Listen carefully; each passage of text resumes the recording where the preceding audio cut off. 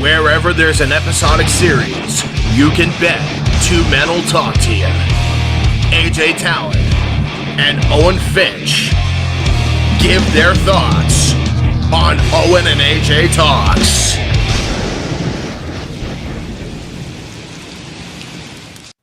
Hello, everybody, and welcome to Owen and AJ Talks. He's Owen, I'm AJ, and we are here for a very special video. One that I've been just like clamor. I'm like a werewolf on a full moon. I'm just like fucking transforming, waiting to do this. Because Owen has been there for my fucking insane rants about a very particular show. And Owen himself is a big fan of another show that is just like, where the writers were just like, all right, give us all the drugs. We'll fucking mix it all together, take it all at once, and then just fucking write this shit. We are here doing a guessing game for Goosebumps and Riverdale. Yep. Yeah, like we said yesterday. By the way, happy April Fool's, everybody. We're not recording this on April Fool's Day. This is gonna be out on April Fool's Day if I'm not an idiot and delete the video, my mistake, or like forget to upload the video. So, but yeah, we're gonna guessing game this. We didn't do any prep for this or anything like that, so this video is probably gonna be all out of whack. But yeah, I'm really excited to do the Goosebumps part of this because for the Goosebumps part of it, like Riverdale, I really know nothing about. Like that's all your show, but Goosebumps kind of the same thing as Phineas and Ferb, where like you watch like bits and pieces of it with me because I was getting into it.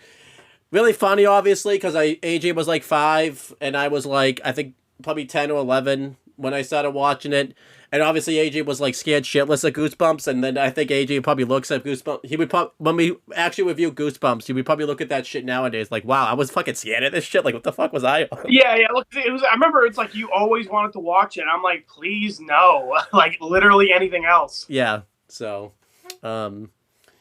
yeah. So. Hey, good thing. I'm gonna laugh if you're scared of it now because you just watched fucking Evil Dead not that long ago. So yeah, like, I know, right? Good that I didn't show you. Good that I wasn't into that back then. Imagine I showed you Evil Dead back then. You'd be fucking. To be fair, I would not have understood that tree scene. Oh yeah, it's probably not. So. But yep, as he said, he's gonna be the one asking me questions about Goosebumps. I'm gonna be asking him questions about Riverdale. So I think the way we'll generally do it is like we'll kind of give the other person like the basic plot. You know, like we'll kind of give like we'll lay the groundwork.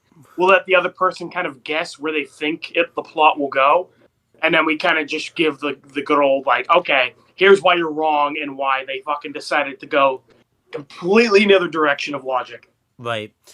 But yeah, mine's probably gonna be different though, because obviously your show has somewhat continuity. Like my show's kind of like Phineas and Ferb, where it's episodic. So like I basically have to go based on episode. I don't know how you do in yours. So yeah, I was gonna say I mainly are having you guess like plot lines, you know, for like the seasons. Yeah.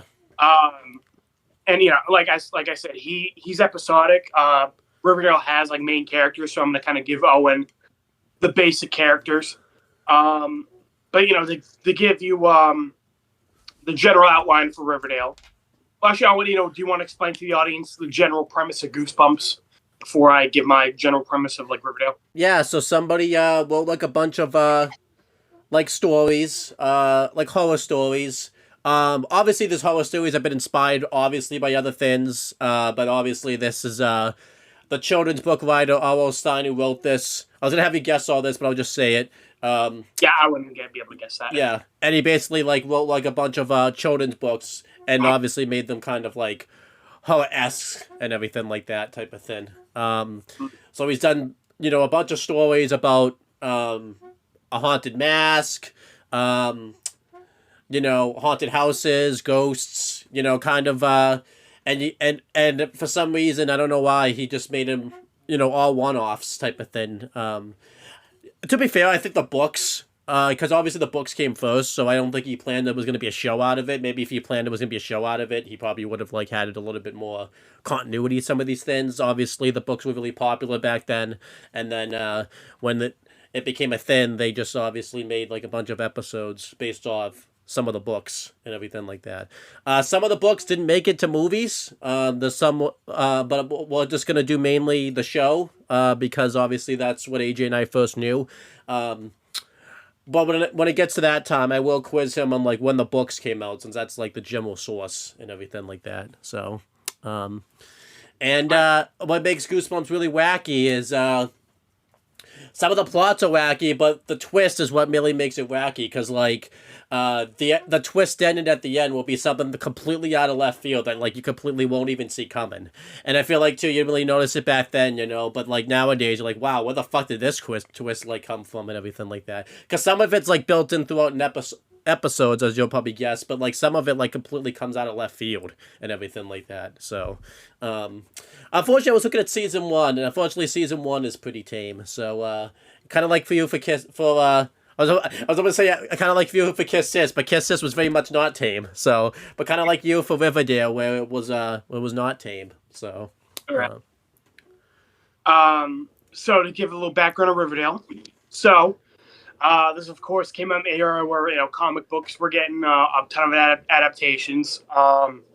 Archie Comics, I don't know if you've heard of it, are basically like a small town called Riverdale, where it's like kind of like a romantic comedy school, high school drama, slice of life, like very low stakes.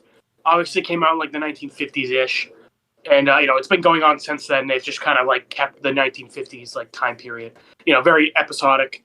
I'm not going to pretend I'm like a big Archie fan. I know very little about it. Like because when we're going to do like the Batman or Spider-Man movies, I'll probably make comparisons to the comic books because I've been fans of them since I was a kid. I'm not going to sit here and pretend I know much about Archie. There you go. But that's like the basic of the comic, and the good old CW decided to come in and decided, all right, let's take this premise, amp the drama up to 11, make everyone look 30, make everyone gay, and just like take all the fucking drugs in the world, and fucking just go to town. And that is the premise of Riverdale. So everybody's here. You got Archie, the main character, who's like a redhead. Thank you. His two love interests, Betty and Veronica, because in the comic it's like a love triangle. Betty's like the girl next door. Veronica's like the rich girl. And then his buddy Jughead. And then you got a couple other characters in there, like Reggie, the football guy. Fake chick.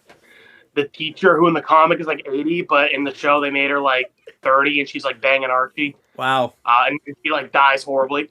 You got Cheryl, who's like the rich girl who's like fucking nuts in Riverdale. It's amazing. I mean, everyone is nuts in Riverdale, but it's she's extra. Wow. So like it's like everyone's nuts in Riverdale, and she's like an extra sense of nuts. So yeah. So those are the main characters. Owen, remember them good, because a big part of this is going to be like, all right, so this is what Archie is doing for 7 seasons. This is what Chuck is doing for 7 seasons. Wow, it went 7 seasons. Wow, I didn't know. Yeah, somehow. And Owen, we're going to be breezing, and I'll just say it now, we're going to be breezing past season 1. Because Owen, season 1 is the worst thing in the world because it's like kind of a decent show. Like season 1 is like, I don't know what they were thinking. They didn't take drugs yet. They weren't like high out of their fucking asses. Because like season 1 was like actually like a decent show. Like it was like a murder mystery thing. It was like pretty okay. It's a little teen drama-y, but like it's not bad. And then they really dig into that steak for season 2 onwards. They just go all in. I guess maybe they had to like lure you into season 1. Be like, okay, you know what? Get attached. She's getting. There you go. They hadn't taken. They hadn't discovered the drugs yet. So yeah, exactly. No, they just like lured you into a false sense of security of like what you think the show's going to be about. So I guess I'll start with my thing. I guess. So AJ, do you want to guess the books? We'll do the books first. Like when did the books of Goosebumps come out? What time period? The original series, and then maybe the spin-offs. I think the Goosebumps show had already been out for a while when I was a kid. So I'm gonna say the show started in like the 90s. I think the books were probably like the 1980s. You were wrong. The books came out July 1992 to December 1997. So that's the original series. The spinoff. Do you want to guess the spinoff? It's 1997. I'm gonna guess like 2000. That's when they ended. The spin-off series is from October 1994 to February 2000. And I guess another one, there's another spin-off series that came out in April 2008, and they're still making them to this day, which is interesting. Nice. Unless Wikipedia's not up to date, but... Yeah, I mean, it's pretty popular, so I kind of figured, like, the books were still getting made somewhat. Yeah. And then, you get to guess when the show... When did the show come out? Yeah, so again, I'm going to guess like the 90s. I'm going to say, if the book ended in 97, I'm going to say they probably started in 97. You're on. It's 1995 to 1998. So they took the... Oh, wow. Wow, so it was already like over when I was watching it with you as a kid. Yeah, it was over when I was watching it. I mean, I figured it was already over because it's like the 90s, so... Well, yeah. I mean, again, I wasn't born till 2000. Obviously, I don't remember anything until like 2003 or 4. So I kind of figured it was like it was ongoing when we were watching it. Do you want to guess how many like seasons the show, like the original like show is? Probably like 3 seasons. I believe it's 4. Hold on, I have to get this part up because make sure that's correct because That's one of the things that sucks about the...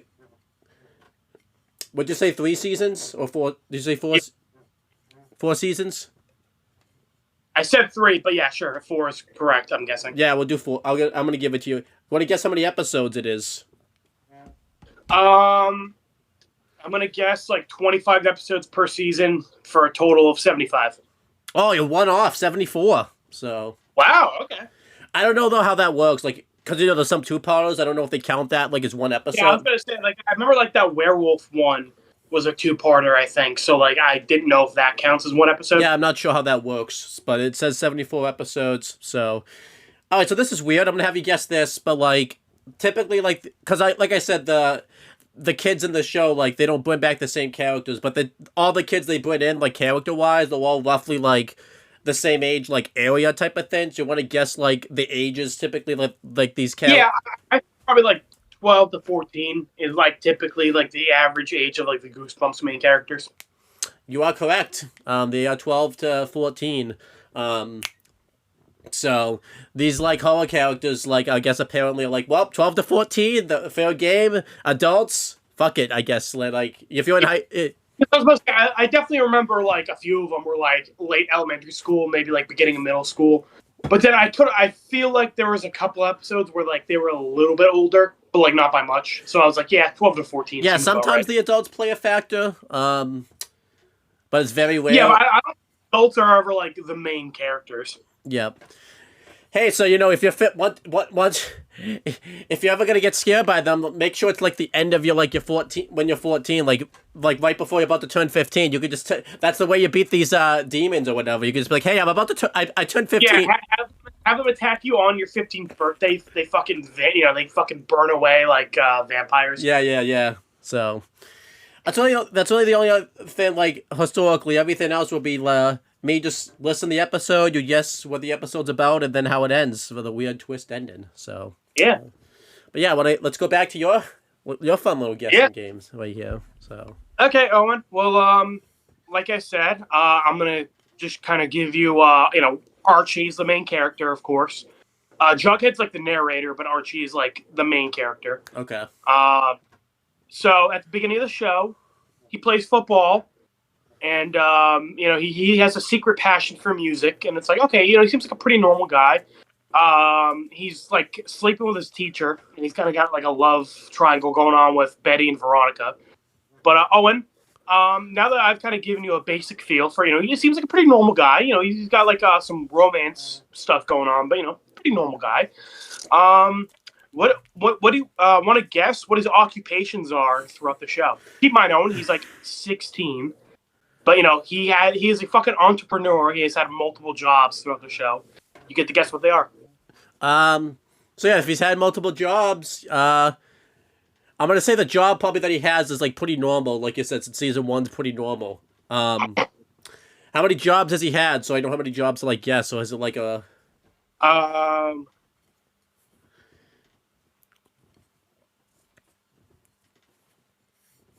Oh my gosh, this isn't good. If you're fucking counting. like, again, 10, but like, I mean, some of these aren't like jobs, but just more so like what he's doing, Okay. you know, like at the moment. I'm gonna guess that like he worked at an ice cream store for a job. Turn off tame, I understand. All right, Yeah. I'm gonna guess, maybe based on because you said he's in a relationship with his teacher. I'm gonna guess that like he probably did some volunteer work like at the school, what kind of caused the relationship to the teacher. So I know that's not a job, but I'll say like receptionist at the high school. Well, high school, whatever grade he's in, type of thing. So, I'm gonna say landscaper because why the fuck not? It seems like everyone kind of, goes into goes into landscaping. Yeah, speaking personal experience, I guess. And then let me like think. So ice cream store. You said he's an entrepreneur, so I'm gonna say that like he tried to like get a business going where he sold something.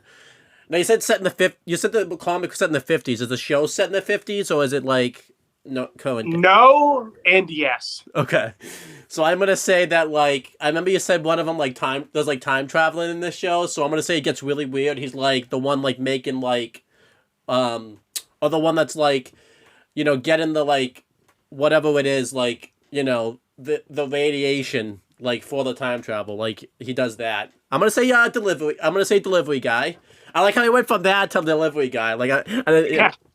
Owen, you've already captured the spirit of Riverdale. Like he's a delivery guy, and also he can fucking time travel. Yeah. I'm gonna say lab rat. Like he's used to test out experiments and everything like that. I'll say lab rat. Okay. I don't think I don't know what the name for that would be, but a lab rat. I'm gonna say video game tester. It seems like so. Video game tester. How many jobs have I said so far? Like you said, 6. Okay, so I got 4 more. I'm gonna say one. I'm gonna say like he gets injured probably playing football, so he's collecting some like workman's comp or something like that. Can't go to work. I don't think that's how workman's comp works, but it's. Yeah, I was gonna say I don't think getting injured in high school football gets you workers comp. You know what? Nice. You know what? He's the guy. But because he works as the receptionist at the school, that's why it's work. That's why I'll be workman's comp. Don't forget. Right, you looped it around. You made it work. Yep. I'm gonna say the assistant coach. I don't know how, but fucking, it's Riverdale, so why not? He's the assistant coach somehow. Maybe. Well, I didn't say it was that. I didn't say it was that. He could be the assistant coach at like the elementary school or like the middle school or whatever. It doesn't have to be that school. So, I think somehow he's a You said he plays football in high school. I think somehow he's a football player and makes money out of it, like outside of school type of thing. And you know what? You said he goes through several jobs. I'm gonna say he's the getaway driver for like a drug organization. Okay. I think that's number 10. Owen, you got the assistant coach in like the kind of the like working for a drug gang part, correct? So as I said, he starts off the show. He's a teenager. He's a football player who likes music. Then his dad gets shot and he becomes a fucking vigilante with the rest of the football team. They don't do much though. They kind of just wear like red hoods and pose shirtless and for like YouTube videos, and they say like Black Hood, we're coming for you, and then like everybody's parents like tells them to stop doing that, so they stop doing it. Then he becomes a member of the mob. He becomes a mob enforcer because his girlfriend, his dad, like runs the mob, so he's just like working for the mob for a while. Keep in mind he's like 16. And he gets framed by his boss. And then he goes to prison, and then he escapes prison, and then he's on the run for a while. So he's just like a traveling hobo. That's not a job. Can't be a job. No, that counts. That counts. Prison runaway is a full-time job. Yes, so. Does he get paid for that though? I mean, he wouldn't get paid for going to prison. That's true. So He's paid with freedom, and he's also paid by fighting on the run. He fights a bear. you broke up there. Got to say that one again. And I say he's also paid. He's also paid in fighting bears because when he's on the run, he fights a bear. Wow, I would guess that one. He's like a lumberjack living out in the fucking woods and like shit. And he just, oh my god, a bear! And he like fights the bear. And what? Someone like sees it and is like, "Oh, you got some skill, pal. You want to come fight bears for me?" What? No, he just fights a bear, and then that's it. Although it does foreshadow Owen. It's foreshadowing that after this, first of all, he becomes a superhero again. What again? Solo. A superhero? Again. Yeah, he becomes a superhero again. He just goes out like fucking Batman and just like beats up criminals. You sure? And then he becomes a boxer because he's like, first of all, he's like, fuck it, if I fought a bear, I can fight people. But no, he's like helping out with like a community center or something. So it's an amazing line. So he's telling all these like 30-year-old guys who look, who are supposed to be 15. And he's like, come on, guys. If you weren't here in prison, you'd be playing football. And then one guy, again, who was like 40, but he's supposed to be like 15. He's like, not me. I dropped out in the 4th grade to run drugs to support my Nana. He says that. And then Archie responds with, Owen, do you want to guess how he responds? This 40-year-old man who's supposed to be 15, saying that he dropped out in the 4th grade to do drugs. I'm saying, how do you think Archie responds? That's the response. That's the response. He says, I'm shitting you not. Then you don't know the epic highs and lows of high school football. Wow. Imagine you saying that, like, I've been living on the streets running drugs since I was like 10. So another guy says, damn.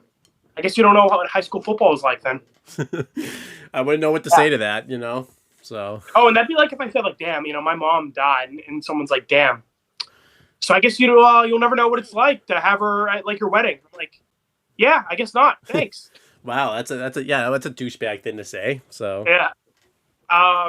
So yeah, he's like at this community center, and he fucking becomes a boxer, and then he goes into the sauna, where his ex-girlfriend or current girlfriend, I don't remember, mob boss dad is just hanging out there, bare dick, and he's like, people think you're soft, and he stands up to this 16-year-old kid, and he's like, there's nothing soft about me. I say, well, my dick is out, and he's like, all right, then we're gonna fucking rub all up against each other. We're gonna wrestle each other real good. So this 40-year-old man looks like he's 40 beats the shit out of this 40-year-old guy who looks like who's supposed to be 16 in a boxing match. For reasons, I forget why. And then the mob guy's arrested, and then Archie kind of just stops boxing after that. Then time skip, he became a soldier. Then he went back to Riverdale, and he was like the assistant coach and a teacher. And then they went to an alternate universe for a bit. And then they came back, and then he got super strength, and so he was a superhero again. I think he was also a construction worker. And then I would have guessed that. Universe. And then he was back in high school in the 50s. Why is the universe changing so much? Yeah, I don't know. The universe fucking changes like a god. Like how often you fucking get a glass of water? All right, so like, wow. Yeah, that's I would have guessed. Yeah, so for like 80% of that was all in the span of like 1 year. What the? How does that happen? All in 1 year. Listen, this fucker has gone through more jobs than I have in 1 year than I have in my entire life. Me too. Like, I don't know if that's good or bad. I guess he's got work experience, but like... When he finally graduates high school and joins the military, they're like, all right, what job experience do you have? He's like, oh boy, sit down for this one. We're going to be here a while. Oh yeah, I guess so. I guess I don't know how I'm going to follow my thing, but like, let's see what happens. We're going to go through like, how long season 1? We'll go through like 10 episodes of Goosebumps, and you can guess the plot. So, first episode of Goosebumps, AJ, is, a two-parter. It's The Haunted Mask. Do you want to guess what the Haunted Mask is about? And you want to guess the twist ending that happens at the end? So I'm going to guess there's a mask that's haunted. Yep. and then like somebody puts on the mask, and it's kind of like the mask, like the green thing, where it like possesses them and they do wacky shit. And then I'm gonna guess they try to destroy the mask, but then it's revealed at the end that the mask is like stuck to their face permanently. You got the plot right, but the twist ending is not correct because they reveal all that stuff. I guess there's not really like a twist ended. What ends up happening is like the girl's sister like puts on the mask at the end and she's like scared of it, but like it just cuts. Like we don't really know what happens at the end type of thing. So I guess we just think like the sister got like taken over by like the mask, but then like they like say that like she like went and buried the mask, but like in the sequel, but I guess she just did that off camera, which is really weird. But whatever. Okay, so she got possessed and she was like, "Oh wow, that sucks." Throw it away. Yeah, throw that shit away. Oh, but the next one is pretty nuts though. You should remember what this one's about, but you should remember the fucking weird ass twist ending. It's the Cuckoo Clock of Doom. You remember this one? You should remember. Yeah, so this one is like he's time traveling. Remember, he's got like an annoying sister. Yep. And then he time travels or some shit, and at the end he gets back home. And it's revealed like the year like his sister was born just like didn't happen. Like let's say 2001. Like it just skips like 2000 to 2002. So I guess like everybody who was born 2001 just like doesn't exist. I guess so. Yeah, and that's what's really weird about it, because like the father mentions it, like, look, the year 2000, like it's 1988 is like knocked off. He like notices that year's missing, but like if that year didn't happen, how would he notice that like that's missing then, type of thing? So, yeah, he just didn't notice for like years. He's like, oh, I guess we just skipped a year. I never noticed that. Weird. Yep. And what makes this weird is the whole reason that he's time traveling is he was told by his parents like not to touch the clock because it's really important. But what he does is like, when the bird comes out of the clock to like make the noise, because it does it every hour, he like turns the bird's head, and I guess the clock got upset that like the kid touched it. That's why he's like time traveling. And what he was trying to do was like, I don't know if you remember, like every year like time traveled, he was like younger. So like I think he's like probably, like I said, like 12 in the beginning, and then he's like 5. Yeah, he's not just younger. He got. You would think like they would do like year after year. No, like I think he like declines ages like by 5 years like each time. He's like 5. Yeah, man, he's only 12, so he ain't got much to work with. And then he's like 5, and then he's like, then he's a baby. Bro, fuck after that. If he already went back like 7 years, at that point he's just fucked. Like you can't go back further than that. They obviously did it that way because like. I assume the book's different, like they probably do it yearly, but like because the TV show wasn't very long, they probably had to like, say like, okay. Yes. But like no montage, no nothing, he's just like 5, like what the fuck? I'd be like, what the hell? I'd be bullshit. Like what I declined 7 years, like might as well just like end it all. I would think that. I'm like, bullshit, alright, time travel, you fucking fix your shit. This is stupid. Like well, actually, I think I think what makes it worse when he time travels the first time, he goes back to a year actually, and then like after that he goes back to 5, and be like, what the hell is it bullshit? Like I would be like, yeah, it's over. Yeah, no, you're just done, man. You remember how we said that he's almost as much of a fetus as that girl from Kiss Sis. Yeah. Okay. We gotta do your list because we got ages. So everybody in Riverdale is like 80. And we got like fetus tier. We got that girl from Kiss Sis, and then this guy. We could probably go through Yellow Jacket. I guarantee, because obviously the actresses. I guarantee you couldn't convince me some of the Yellow Jackets cast members are in high school probably. So, for the most part, I think they all like the teenagers all look pretty like high schoolish.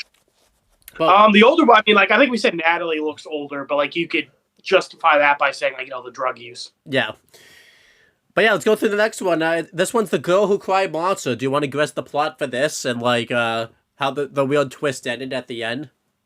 Yeah, so I'm gonna guess the thing is that like, she's obviously like she keeps seeing a monster and she's like telling everybody and nobody believes her, and then it's gonna be revealed at the end that like there is a monster, but it was like her mom or something. So like that's why nobody, like the mom was like telling everybody like, oh no, she's crazy.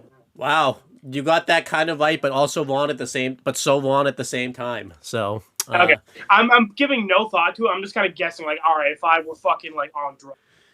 Yeah. So you are right. She does see a monster. But she's like teasing her brother like make it believe that there's monsters like eating her or whatever. So like when she tells everyone that there actually is like a monster like in town, obviously no one believes it. She just thinks that like she's pranking them. And then like the parents like invite, like obviously they don't. We're meant to believe they don't know he's a monster, but when they invite him like to dinner, and obviously she's worried about it. And like the guy had like already seen her like be a monster, so like he knew that she knew type of thing. And then when he comes over for like dinner, he like asks like, "So what's for dinner?" And then the parents say like, "As a matter of fact, you are." And then the guy's like, "Wait, what?" And then like, you find out like you said the parents are monsters, so the parents like eat him. Yeah, it's okay. It happened off camera, so like we didn't like see it. You know, that's good. So as long as it's off camera, it that's okay. And then the whole reason they didn't believe him is because like they've been like the only monsters like in town. I'm gonna guess because they keep eating them probably. And then like the reason that like it's a twist is because like, you know, the kids can't be monsters yet because they haven't like grown their fangs or anything like that yet, so they can't like change. Okay. Yeah. Didn't know that. Okay, I was about to say that. That's really weird. Well, the kids knew that the parents were monsters, but like you know, like they weren't monsters. But us as the audience didn't know we were, because like we only saw them in the human form, and the kids can't be monsters yet because you know. Yeah, but then that is kind of weird because the kids know the parents are monsters, but like, you know, as us the they're like saying like, "Oh my god, guys, it's a monster," and it's like, yeah, aren't you like part monster or gonna be a monster? And I guess it's not cannibalism because maybe the monster's like a different breed than like them type of thing. So yeah, I guess hashtag not all monsters, Owen. Yep. So then like the kid's friend comes over like in a monster like mask, and they think it's like the same family as the guy they just like ate, but then when they find out that it's like, you know, like the kid, because he takes the mask off, they have to like hide their fangs like really quickly, and then they like tell the kid like, "Hey, we just finished dinner," type of thing, and then like they do a funny joke where like, "Oh, what's for dessert?" And he's like, "Oh, matter of fact, you." And then you go like cherry pie, like it's pretty dark, like, you know. So okay, good. So they didn't eat the small child. That's good. Yep. So you want so then we have Welcome to Camp Nightmare. You want to guess what the plot for this is and the big twist at the end? Yeah, sure. So I'm guessing they go to summer camp, and then like, you know, there's like a lake monster or something, or like maybe like the camp counselor is like a monster or something. I don't know what the twist for this one could be. I'm gonna guess that like they beat the monster, but it's like revealed like, I don't know, because we just did the like secretly somebody else is a monster, so I feel like it's cheating to do it again. Yeah, I don't know. I don't know what the twist could be for this one. The plot's not even right. Basically a bunch of weird shit keeps happening. A monster's one of them, but like someone gets bitten by like a snake. Like one of the counselors is like really corrupt, and they were playing like baseball, I think, and like he like clocks one of the kids like in the face with like a baseball. So like we're meant to think he's like the face of evil. Oh, that sounds pretty base to me. You know, that's not corrupt. He's just a fucking Chad. He's like, oh, eat up small children. Hell yeah, this is what I live for. Yeah, he was actually loving it too. Like, you know, he had like an evil look on his face, and then one of the things is like you know, they segregate like the boys and the girls, obviously. So like, oh, okay. Oh, when you said they segregate, I was thinking something else. I'm like, oh, fuck. Oh, I hope not. And then I like one of the girls like snuck over who like this kid ended up being like friends with, and then like the counselors say like we have to go do something about it. Like it's implied they're gonna go like hunt this girl down and like kill her, and like the guy doesn't want to like do it, so then like he points the gun at like him, and like the main counselor, and he shoots him. And here's the twist, AJ. This really wasn't a camp. This was like this kid's test to see like if his parents could like raise him, and they were testing him for a mission. So like they had to make sure he could like go do the mission. And guess what that's not even the big twist. Guess what the mission was at the end? I'm gonna guess it's something really stupid, like fucking he has to like, I don't know, go pick up a piece of mail. No, this is a big twist. So then you find out this isn't even like Earth. They say like, oh, the mission is we're gonna go invade a place called like Earth. So you would not even know. Wait, what? Yeah, you find out all of a sudden at the end, like oh, well, they don't say they're gonna go invade, but like we're gonna go visit a place called Earth. But they heavily imply they're gonna invade Earth, and then like they're like, oh, what planet are we gonna go take? What planet are we gonna go to? It's like, oh, some place called Earth. but it's really weird because they look like humans, like when you see them, type of thing. Yeah, I was gonna say like there's, you wouldn't have been able to guess that this is like an alien planet by anything in the episode. No, not at all. So, yeah. So, let's do. I feel like we should go back to. I know I said I'd do like 10 episodes, but I feel like we could go back to your thing for a bit because I feel like that's a good way to end that off, probably for a bit. Yeah, that was a fuck. I would never have guessed that in a million years. Okay. Yeah. Okay, Owen. So like I said, each season kind of has like its own little thing. So for one of the seasons, Jughead is kind of like the main focus. He's like Archie's best friend. And I wanted to bring this one up because this plotline has Sam Witwer, who I mentioned. He's like in Star Wars and The Walking Dead, and then also Callie's actress from Yellow Jackets is in this season. So Owen, Jughead, who before he was like poor and he was like part of a gang and shit, but now he's like going to like a fancy prep school for some reason. I don't know. Fuck it. And he finds out that his grandfather wrote Goosebumps, or like it's basically like the Goosebumps equivalent. Like his grandfather wrote like horror books. But like somebody else took the credit. So Owen, now that he's at this prep school, he's part of this book club. Like Callie's a student there. Sam Witwer is the teacher.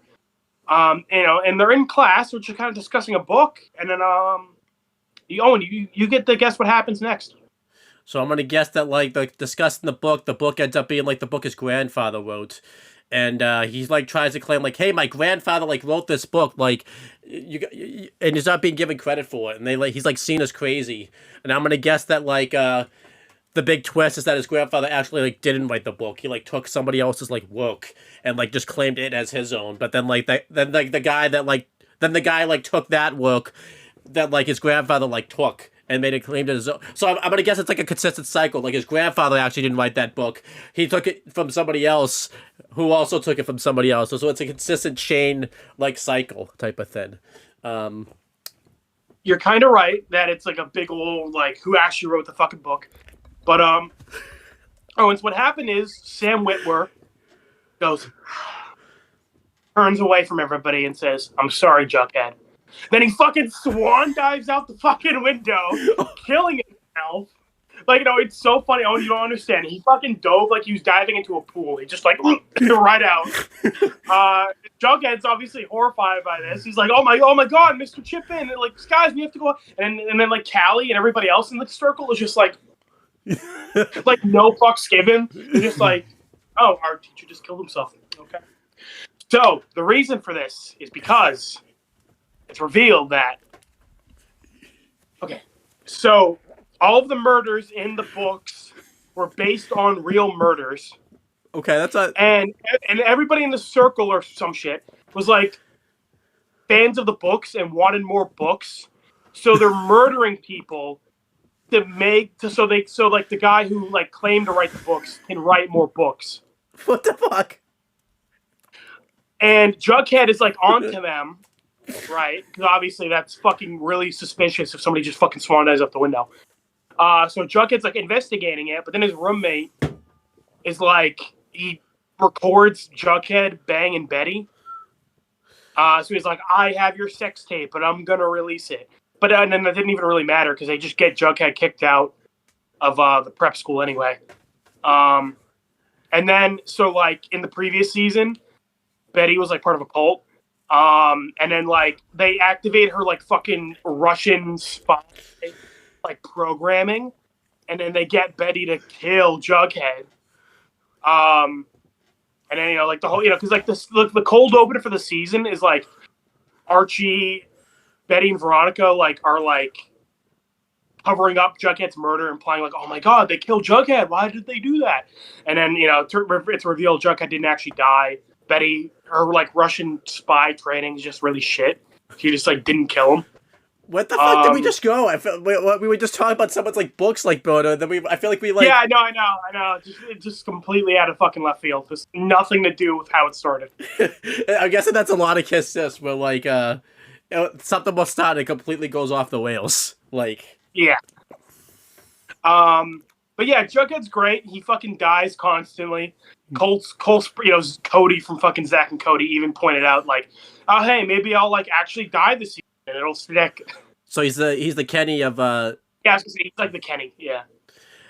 I think that's hilarious, because I told you off camera, like, Callie's actress, like, in an interview, like, obviously, like, didn't want to mention, but, like, she mentioned, like, Riverdale was, like, an interesting experience. It's the fact that she was there for something like that kind of shows what she's talking about right there. So...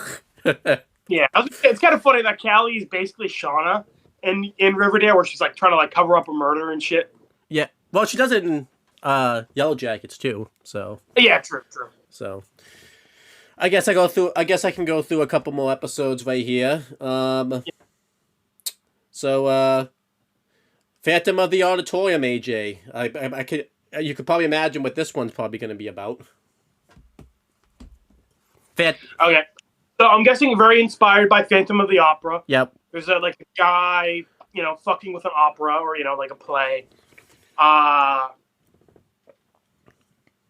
And then I'm gonna guess the reveal. Like he's not actually. It's gonna be like a Scooby-Doo thing where he's not actually supernatural. But then it's like revealed he's like the main character. I'm gonna guess that. I'm gonna guess the main character was the Phantom the whole time. So I've never seen this one actually. I feel like because it was never on YouTube. So I'm just gonna read what it says on the Google AI. It says the final twist. Following the show, Brooke and Zeke, who are the main characters, I guess, check an old school yearbook from the 1920s. They find a picture of the original cast of, like, the play that they're in, I guess. Identify that the boy who played the Phantom was named Brian, the same boy who appeared as a new student earlier in the episode. So then it goes to the performance. The performance was not just a prankster. It was the actual tragic ghost of the first actor who was allowed to perform his role before disappearing forever. Then it gives like a book ending versus the TV ending. It says the TV ending closely follows the book's conclusion with the revelation that the 1923 book was yearbook as the finale chilling moment. So again, I've never seen this one, so I can't really. Okay. So that's I kind of like that, So obviously I didn't know there's a transfer student. It's like, okay, a transfer student being like the original kid who died. Okay, I like that. Yeah, that's a good one. All right, then we got piano lessons can be murder. Do you want to guess what that's about? And, Yeah, I'm going to guess there's a kid who doesn't like playing piano and the teacher is, like, shitty or something. And then it's revealed.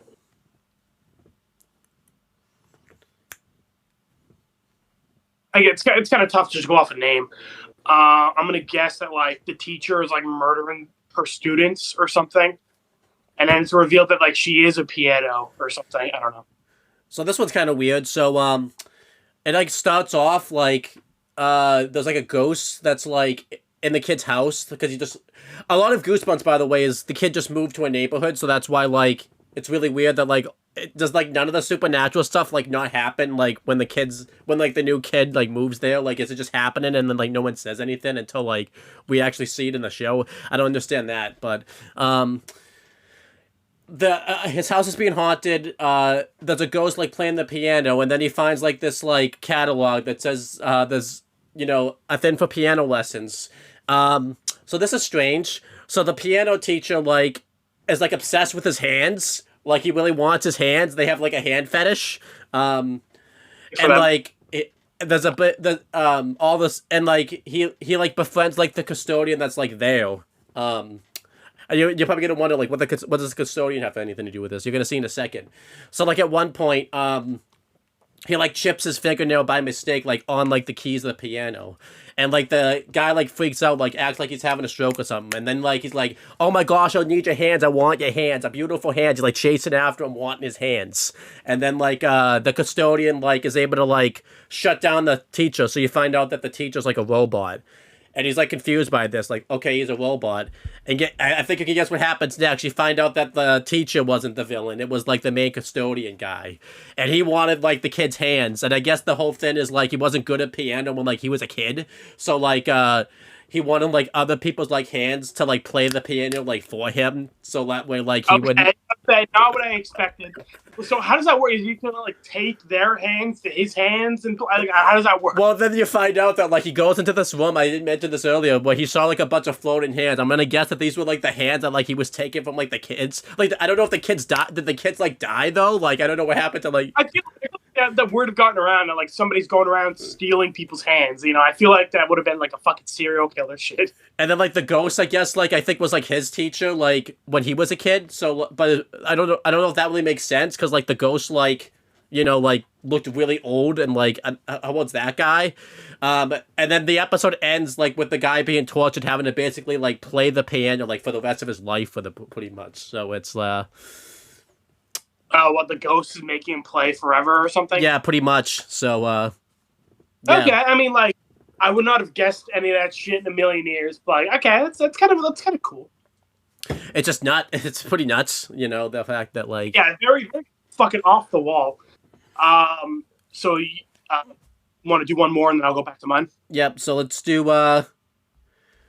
Return of the Mummy. So this is weird. They aired this out of production order because there's one that's called The Mummy like Awakens or whatever, and that's supposed to be like the first one, but for some reason they released the second one like before the first one for some reason. So you know, you could say, oh, that's cool prequel shit, but like no, like you were supposed to clearly see the first one like before like this one. So this one I also have to read. I think you can guess what this is about though. The Mummy, if it's called The Mummy like Returns type of thing.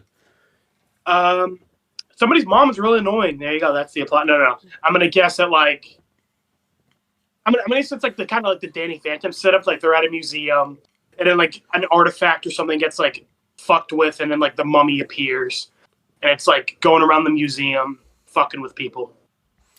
I don't think that's the plot. I'm pretty sure from what I remember. Like I think the kid's dad like probably runs a museum because he brings home like, you know, a mummy type of thing. Like he's gonna put it in a museum and he's keeping it in the basement, and then obviously you find out the mummy's like alive.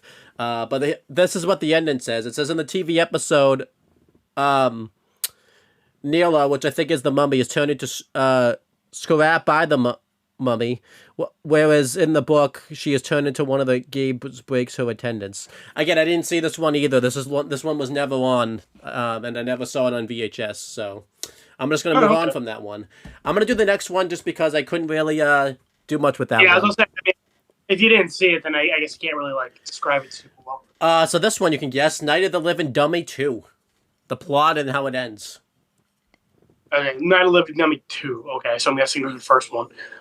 Yeah, I would say this. The first one never got to television. It's just a book for some reason. They didn't feel the need to make the first one a TV special. You'd think they would, but so I'm gonna guess it's kind of like Chucky, where it's like a living doll and it's like fucking with people. And I'm gonna guess that like at the end it's kind of like a Pinocchio thing, where like the evil doll becomes a real boy. So this one, you are right. It's about a doll, but obviously I think they used dummy because they probably couldn't use doll because, you know, Chucky was out, so they used dummy instead. His name's Slappy, and his big thing is he wants to turn, like, people into dummies themselves type of thing, like, take over, like, the house, I guess. Oh, okay. Teen Titans kind of did an episode like that. And then the episode ends, the whole reason Slappy gets gotten to begin with is, like the girl's dummy like sucks, so she wanted a new one. So like the episode ends where you find out like the girl's dummy was also alive and like killed like Slappy type of thing. So, I don't know. Okay, that's a decent twist, I guess. It's just really weird. It's just also weird type of thing. Yeah, they're very odd, but like I mean, it's not a bad twist. Again, the whole fucking like the camp was actually like a government, like whatever, and they're actually invading Earth. There's like that was crazy. I'll do one more because this one's actually pretty crazy. Guess this one. My Hairiest Adventure. What's it about and how does that end? My Hairiest Adventure. I'm gonna guess this kid, because it's like kids entering puberty. He's like upset that he's getting older. He's getting like mustache hair, like facial hair or whatever. But then it's like something happens and then like it's like growing out of control. He's getting like fucking like Rapunzel hair. And then I don't even know what the twist could be for that. I'm gonna guess like the hair is actually his mom or something. I don't know. So this is weird. You got the stuff right, but like they're in a band and they get like this cologne, that like they start putting on like themselves, like the kids and everything like that. And what ends up happening is you know, like you said, they get hair that's starting to like grow out of control and everything like that. They bring the doctor over and everything like that. But here's the twist at the end, AJ. The cologne that they were putting on had nothing to do with it. What actually happened was the parents were scientists, and they conducted experiments to see. I guess it's been a while since I've seen it, but I remember it roughly. To see like they turned the animals, like they had like there was like dogs. They had their friends that had dogs. They turned the animals into like humans, but obviously, and they wanted to see like how they could live like in a human society like world, but obviously the experiment wore off, so the cologne they put on had nothing to do with the fact. I think the experiment just started going on. So obviously they couldn't fix the experiment. So, you know. What you're saying is that they were actually dogs and they became people? Yeah, but obviously you don't know that until like the episode, like until the end of the episode. But here's the. That's right. I love that the cologne is fucking nothing to do with it. That's so great. But here's the best part at the end. So earlier in the episode, you found out that they had a cat, and guess what happens to the cat at the end of the episode? The cat. Oh, the cat becomes a person? Yeah. I'm guessing. They basically try the experiment like again, and the cat, and we see like a newborn baby, and then you find like it says like the cat's name, so you find out that it's the cat. So they're just trying to. Wait, what happened? What happened to the kids? Did they become dogs again? Yeah, they're just dogs again. I think I think they were using. I think it's probably supposed to be like an essay take. You know how like. You know, lab dogs get treated badly, so I think it was supposed to be like a take on that. But it's also weird because you don't really know if that's what the thing is. You don't really know that till the end. It's not really much of an essay like take type of thing. Yeah, I was gonna say that's horrifying. Like they have sentience and fucking like God, that's like worse than death. And then the doctor that we like, I think we mentioned the doctor. Like he was he was kind of like he was in on this too. Like you find out like he was like work. I think he was like one of the scientists like working with like the parents and everything like that too.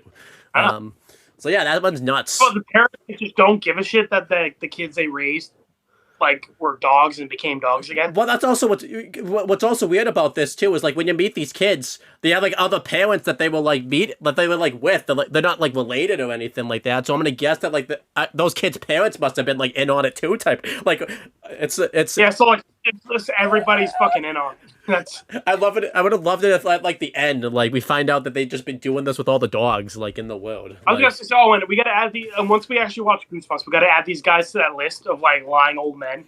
You know, we got Gyatso, we got Roshi, we got Obi-Wan. We gotta add these guys. I think these guys are the worst ones. These guys are 100% the worst ones. Well, it's weird because the kid, I don't know, I guess the kids forgot. Like, I guess they must have wiped their memories, like, when they did that. Like, again, that's what makes it weird about the twist, because the audience doesn't know this until, like, it raises a whole types of questions, like, at the end type of thing, so. Well, again, like, I'm saying with the lying old men thing, imagine that, like, instead of, like, Luke, I'm your father, it's like, Luke, you're a dog. And he's like, what? Yeah, I've been conducting experiments to see like if a dog could become a Jedi or whatever type of thing. I fucking love that. Can you imagine Luke's reaction then, and like he changes back to a dog like mid no type of thing? He's like, no. It becomes like a growl. That's great. But anyhow, I feel like that was a good way to end it off. You want to go back to your thing? Yeah, sure. Yeah, so I did Archie's plot. I did Jughead's plot. Okay, so because the thing I've been looking forward to the most is the last two seasons. I'll give you like the basic premise of how season 5 ended, and then you'll guess. You know, we'll kind of do like intermediate guessing. Like I'll give the plot for a little bit, and then you guess what happens next. You know, that kind of thing. Yeah. So season 5 ended with the mob boss guy returned from jail for like the 50th time. And you know, this time they kicked him out of Riverdale. I guess they just like banished him. They didn't like put him in jail. They just like made him leave.